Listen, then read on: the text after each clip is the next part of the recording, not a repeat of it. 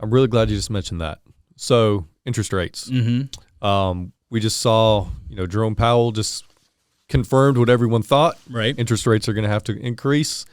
It's just a matter of how much and over what time period. Inflation doesn't seem to be going away. What does that mean for prices? What does that mean for demand? And the flip side of that, how insulated or exposed to those macroeconomic pressures is the local Rock Hill market? This is a serious question. Well, the first answer I always say is I wish I could see into the future and at the end of March and see what the Fed decides to do with interest rates and see where everything's going to go. That said, the interest rates have to come up above zero, or this is going to happen, and this is why it's happened, right? I mean, if you can't make any money with your money, I mean, if you're a savings account's paying 0.7%, maybe 1.2% interest, where it used to be, even when I was a kid, you could go 3%, something, the base interest rate. So when that happens and people have all this cash that they're like, why would I ever put this in a safe vehicle? I can flip it into real estate, which we've seen a lot of. And I don't know if this is, we hear about it, but we think about like BlackRock and kind of like these massive funds that were like, let's just take all the cash and put it in real estate and have rentals, buying up entire new neighborhoods. I mean, literally going to D.R. Horton and being like, we'll take it. Yeah, we'll have it. We'll take the whole. You don't understand. I want all of the homes. I want all of them. Yeah. And we're just going to turn it into a rental community. Yeah. Which makes the case for interest rates need to go up, because we just can't have them zero. And then even the talk last year about them going to sub-zero interest rates, it's like, so, or we get this massive, bubble's not the right word, but this inflationary trend in the way that the cash is going to work, right? Yeah. So in Rock Hill in particular, I don't foresee there being problems with your personal residential home.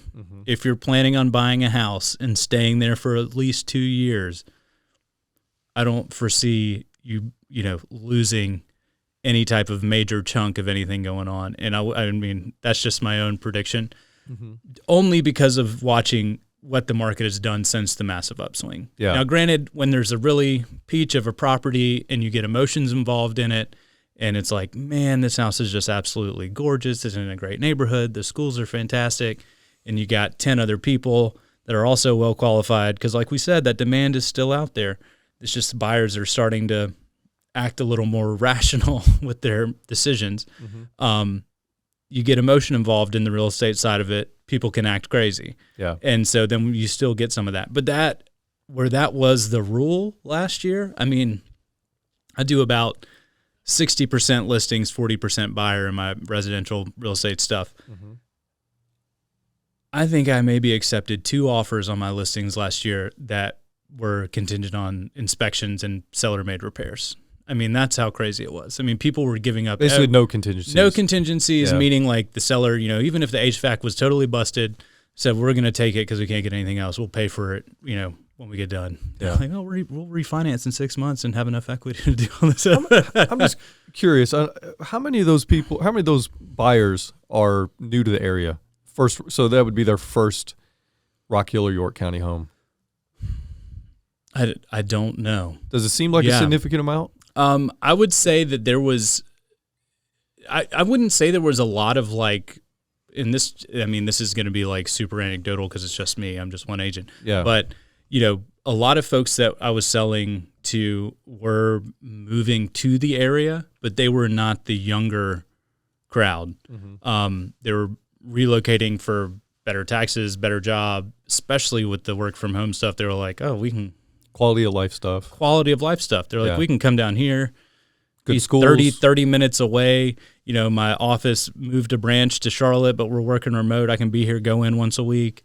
I mean, I had a lot of those coming from big areas, Cincinnati, Richmond, kind of big. California even. Yeah, California. A lot of people from California come to to the area. But yeah, I would say loop back to the end of your question. In Rock Hill, I don't think that there is. I think we're going to see prices level out this year. I think we're going to see our contracts get back to normal, where buyers are going to say, yeah, I need an inspection, and if there's anything major wrong with this house, we might ask you to help us out fixing it right, which has been the standard for years. I don't think we're going to see major discounts on price unless there's sellers with either agents or themselves that think, oh, it's been 2 months, let's raise the price 10%. That's not going on. We're seeing days on market creep up on stuff that we know is overpriced. And so that said, we talk about days on market. That's a whole nother topic, but a long days on market last year was like 2, maybe 3, you know? And now we're seeing stuff kind of creep into like 2 weeks, which is still historically an incredibly short amount of time for a house to be on the market.